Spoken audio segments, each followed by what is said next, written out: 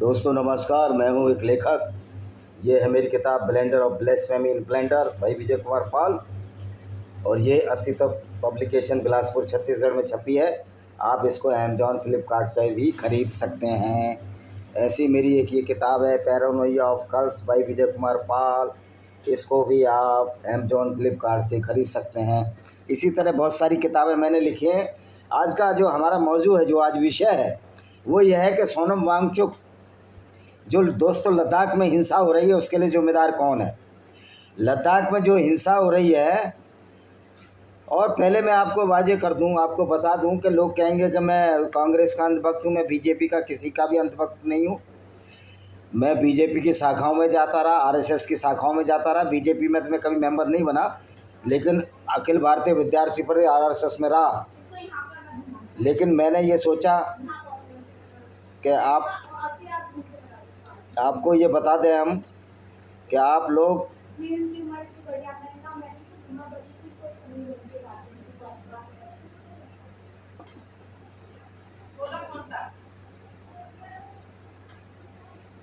यार बंद करो यार दरवाज़ा, या तो बात मत करो। क्या हो गया?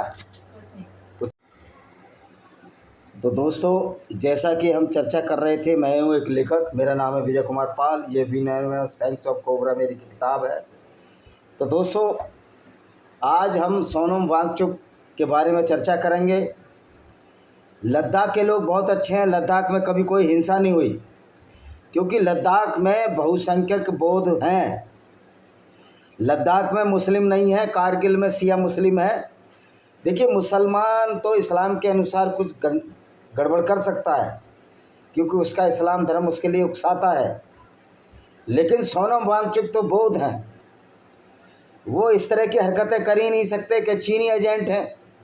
अब चीन ने तो तिब्बत से बौद्धों को भगाया है, तो सोनम वांगचुक बौद्ध हैं, वो चीनियों से कैसे मिल सकते हैं। दूसरी बात, जो ये नैरेटिव कोशिश की जा रही है, नैरेटिव फंसाने की कोशिश की जा रही है कि सोनम वांगचुक ने हिंसा भड़काई। थोड़ी सी अभी गैरत है, शर्म है अमित शाह में और मोदी जी में, थोड़ी सी भी शर्म है इनमें, आदरणीय प्रधानमंत्री जी में, अमित शाह में। अगर उन्होंने हिंसा फैलाई होती तो उन्होंने हिंसा के बाद ही इस आंदोलन को स्थगित कर दिया। आप लगातार 6 साल से वायदा दिए जा रहे हैं। ऑटोनोमस हिल काउंसिल को आप कोई बना ही नहीं, आपने अधिकार नहीं दिए। इसको अनुसूची 6 में नहीं डाल रहे आप, क्योंकि वहाँ की सारी आबादी है, वो ट्राइबल है, मेजॉरिटी है। तो आपने 4 स्टेटों को पहले ही डाला हुआ है, तो इसको क्यों नहीं डाल रहे। और मैं ये भी बताना चाहता हूँ कि मैं बीजेपी को ही वोट देता रहा, लेकिन बीजेपी के लोग भांडगिरी कर रहे हैं। ये हिंदू मुस्लिम का जो शोर शगुफा छोड़ते हैं। मैं इस्लाम के खिलाफ वीडियो बनाता हूँ, इस्लाम की सच्चाई लोगों को बताता हूँ। सैकड़ों वीडियो डाले हैं कि इस्लाम किस तरह मानवता के खिलाफ है। तो वो लड़ाई तो हम लोग लड़ रहे हैं, तुम लोग तो सियासत कर रहे हो। तुम तो कौन से मुसलमानों के तुम खिलाफ हो? मुसलमान, तुम तो मुस्लिम राष्ट्रीय मंच बनाते हो, राष्ट्रीय स्वयंसेवक। तो लोगों को बेवकूफ़ बनाना छोड़ो। सोनम वांगचुक ने जो कहा, जो किया, वहाँ से लड़ाई नहीं लड़ रहे। वो पैदल चल के भी आए, 59 साल के हो गए हैं। अब आप सीबीआई के छापे, उनका ज़मीन निरस्त करोगे, लीज निरस्त करोगे, तुम्हारी औकात ही है, उससे ज़्यादा तुम्हारी औकात नहीं है। क्योंकि तुम्हारी पार्टी में छिछोरों की भरमार है। तुम्हारी पार्टी में वो छिछोरे लोग हैं जो अपनी दुकानें खोलते हैं, दिन भर लोगों को लूटते हैं, और शाम को या सुबह आरएसएस की शाखाओं में जाते हैं। तुम्हारे शाखाओं में जाते कौन लोग हैं? मैं नहीं जानता हूँ क्या बचपन से। तुम्हारी शाखाओं में नकली माल बेचने वाले, मिलावट करने वाले लोग जाते हैं। हर जगह मिलावट करने वाले लोग, लोगों को बेवकूफ़ बनाने वाले लोग, और पूरी दुनिया में, पूरे प्रदेशों में जा जाकर लोगों को लूटने वाले लोग। इसलिए नारे लग रहे हैं, गो बैक मारवाड़ी।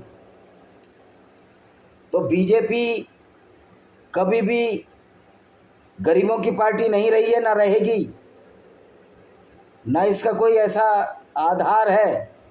क्योंकि आपने देखा आरएसएस की शाखाओं में ओबीसी SC ST जाते ही नहीं है, मैं भी नहीं जाता अब, क्योंकि मैंने देखा इनका तो कोई एजेंडा ही नहीं है, ये तो बहुत ही बड़े इस्लाम परस्त लोग हैं। तो सोनम वांगचुक ने जो बोला वो तो सही बोला है उन्होंने, उनका पब्लिक सर्विस कमीशन नहीं है, कैसे उन लोगों को नौकरियां मिलेंगी लद्दाखी लोगों को? उनका अपना पब्लिक सर्विस कमीशन ही नहीं है। और ये जो सारा खेल हो रहा है ये अडानी को सोलर प्लांट लगाने के लिए हो रहा है, लद्दाख को लूटने की साजिश है। मैं किसान आंदोलन के बारे में बात करना चाहूँगा। किसान आंदोलन के ये राकेश टिकैत एक मूर्ख व्यक्ति है। अगर मूर्ख व्यक्ति ना होता तो ये सरकार, जो किसानों का आंदोलन था और मूर्ख लोग ना आते, खालिस्तानी ना आते, तो ये आंदोलन कब का सफल हो गया होता। मैं खालिस्तानियों की नहीं, उनकी वो नहीं करूँगा, उनकी हिमायत नहीं करूँगा, उनका पक्ष नहीं लूँगा, वो तो देशद्रोही है, मैं उनके खिलाफ उनका वीडियो बनाता रहता हूँ मैं। लेकिन मूर्ख लोग जब कोई आंदोलन चलाते हैं तो बीजेपी ये एजेंडा चला देती है। इनके पेड न्यूज चैनल हैं, हर्षवर्धन त्रिपाठी, कैपिटल टीवी, ये इनके चमचे हैं। ये सच्ची बात नहीं कह सकते, ये सोनम वांगचुक के खिलाफ बोलेंगे, लेकिन ये नहीं बताएंगे कि आपकी बीजेपी ने क्या किया है, लद्दाख वासियों के लिए क्या किया है। अगर लद्दाख का वो चरवाया ना होता, जो गडरिया ना होता, तो तुम्हारी तो सेना को पता ही नहीं लगता कि कारगिल में क्या हुआ। कारगिल में चौकियां बना ली, घुसपैठ बना ली, और आप लद्दाख के आदिवासियों, लद्दाख के भोले वाले बुद्धिस्टों को, देखिए धर्म उनका अपना विषय कुछ ही माने, लेकिन लद्दाख के भोले वाले आदिवासियों को आप बेवकूफ़ बना रहे हैं, उनको आप अधिकार नहीं दे रहे। यही काम आपने छत्तीसगढ़ में किया। हसदेव नदी का बांगो क्षेत्र पूरा वीरान कर दिया, उसको उद्योगपतियों को दे दिया आपने। आप बीजेपी पार्टी नहीं, कांग्रेस भी दोनों एक जैसे हैं। ये संसाधनों को लुटा रहे हैं और वहाँ के लोगों को कुछ नहीं मिल रहा। मैं छत्तीसगढ़ में 20-22 साल नौकरी किया हूँ, मुझे पता लगा वहाँ का लोग अभी भी गरीब है। मैंने खुद अपनी आंखों से देखा है किस तरह वहाँ गिलट के बर्तन चांदी बनाकर इन मारवाड़ियों ने बेचे वहाँ। तो पहली लड़ाई हमारी अब उन लोगों से है जो देश को लूट रहे हैं। ये गुजराती और राजस्थानी मारवाड़ी पूरे देश को लूटने का जो षड्यंत्र चलाए हैं, उसके लिए सारे लोगों को खड़ा होना पड़ेगा, और ख़ास तौर पर ओबीसी SC SC को खड़ा होना पड़ेगा, राजपूतों को भी खड़ा होना पड़ेगा, ब्राह्मणों को भी खड़ा होना पड़ेगा। एक तो ये जाति व्यवस्था, ये वर्ण व्यवस्था पर 100 जूते पड़ने चाहिए, जो एक ही समाज को कह दिया कि तुम बिजनेस करो, बाकी लोग भूखे मरें। तो हम जाति वर्ण व्यवस्था पर जूते मारते हैं। अगर ये कहते हैं कि आप जाति व्यवस्था वर्ण व्यवस्था को मानो, तो हम हिंदू ही नहीं हैं। ऐसी तैसी में गया ऐसा धर्म जो हमारे फायदे की रक्षा न कर पाए। तो दोस्तों, सोनम वांगचुक ने वही किया जो करना चाहिए था, एक अच्छे आदमी ने किया। ना वो चीनी एजेंट है, ना देशद्रोही हैं, वो सही बात को सामने ला रहे हैं। देशद्रोही राहुल गांधी चीनी एजेंट है, आपने डिक्लेयर किया, आज तक गिरफ्तार क्यों नहीं किया? सुब्रमण्यम स्वामी जी ने बोला कि मोदी जी ने खुद फोन किया था कि राहुल को गिरफ्तार नहीं करना। ये सामने बातें क्यों नहीं आ रही हैं? और जो भी तुम्हारी उंगली उठाता उसको देशद्रोही घोषित करने की कोशिश करते हो। क्या सोनम वांगचुक ने, क्या पाकिस्तान में क्या मोदी जी नहीं गए? शहबाज शरीफ के बड़े भाई नवाज शरीफ की भतीजी की शादी में ये नहीं गए? उसकी मां को शॉल नहीं पहुंचाया? तो जब आप डिप्लोमेटिक रिलेशन निभा सकते हो तो भारत का हर नागरिक इसके लिए स्वतंत्र है कि डिप्लोमेटिक रिलेशन निभाए, इस बिना पर कि वो देश के खिलाफ गद्दारी ना करे। आप लद्दाख के लोगों के प्रति गद्दारी कर रहे हैं। आप अंबानी और अडानी दोनों को हर जगह स्पेस दे रहे हैं, ज़मीनें दे रहे हैं। बनतारा का प्रोजेक्ट, उद्योगपतियों को ज़मीनें दी जा रही हैं, किसानों की ज़मीन छीनकर। तो ये जैन जी क्या करते हो आप? अगर जैन जी भी आए नेपाल में तो क्यों आए? जैन जी कोई खतरा है? जैन जी कोई जिन्नात है? जैन जी कोई भूत है? ये भय का भूत है जो तुम्हारे मनों में घुस गया है। जैन जी के नाम पर लोगों को गुमराह कर रहे हो। और रवि किशन भांड ये बोलता है आज उसके ट्विटर पर के लोगों की त्योहारों की मनोकामना पूर्ण होगी जीएसटी वापस लेकर। तो जीएसटी बढ़ाई थी तो आपने त्योहार तो आपने ही बिगाड़े थे। आप सिर्फ पूंजीपतियों के हाथ में खेल रहे हो, मारवाड़ी लुटेरों के हाथ में खेल रहे हो। यही वजह है कि एक लुटेरा जिसका जिंदल में पावर प्लांट है, रायगढ़ में नवीन जिंदल आज आपकी पार्टी में बैठा है। आप छिपे हुए कोबरा हो, सांप हो, पब्लिक के खिलाफ हो। आप हिंदूवाद के नाम पर लोगों को बेवकूफ़ बना रहे हो। तुमने कौन से इस्लाम का अध्ययन किया, कुरान का अध्ययन किया? ये हमने 10 किताबें लिखी हैं इस्लाम के ऊपर। Lost paradise Kashmir, Rudra publication, Bilaspur भाई विजय कुमार पाल। हमने इस्लाम की कुरान की आयतों का हवाला देकर पूरे इस्लाम का खुलासा किया है। आपने कौन सी किताबें लिखी हैं? आप लोगों को बेवकूफ़ बना रहे हो। इस बार मैं बीजेपी को वोट नहीं दूंगा। मैं गारंटी कहता हूँ, ऐसे मेरे बहुत सारे लोग हैं जो बीजेपी को वोट नहीं देंगे। ये मेरी किताब है लेमेट ऑफ सिंजार, जो इस्लाम की सच्चाई को खोलती है। लेकिन आप लोग मुसलमानों को टारगेट करना चाहते हो।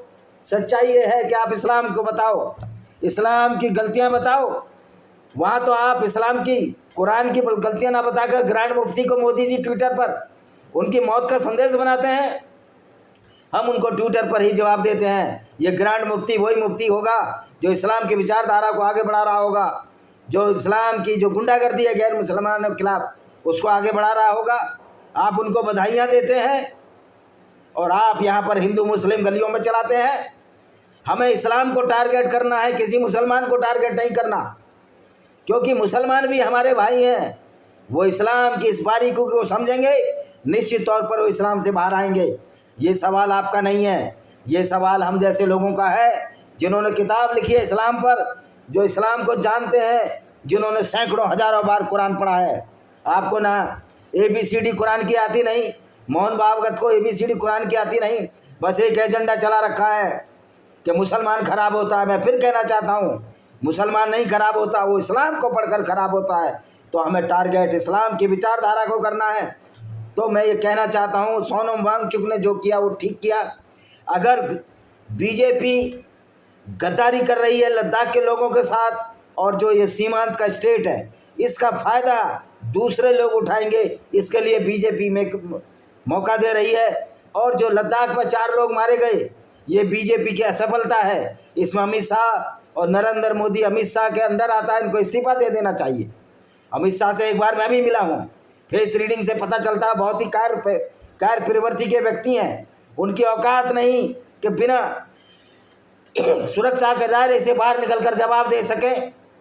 अरुणाचल प्रदेश में उस लड़के ने झंडा लहराया था, उसको अरेस्ट करा दिया आपने। तो ये आपकी जो गुंडागर्दी है, जो हिंदू मुस्लिम के नाम पर चल रही है, नहीं चलने वाली। इस्लाम की गुंडागर्दी से पूरी दुनिया निपट रही है। जगह जगह कुरान जलाई जा रही हैं, इस्लामिक झंडे जलाए जा रहे हैं। ब्रिटेन में 10 लाख लोग टॉमी रॉबिन्सन के आ गए। तो जो ये गंदी विचारधारा है तो ख़त्म हो जाएगी। लेकिन आप ये सोचते हो कि आप हिंदू मुस्लिम करके दोबारा सत्ता में आ जाएंगे, ये सब हो नहीं सकता। आप तो योगी जी के भी खिलाफ हैं। तो सोनम वांगचुक ने क्या गद्दारी की है? 6 साल से उनका सर्विस कमीशन नहीं है, वो कैसे बेचारे नौकरियां लेंगे?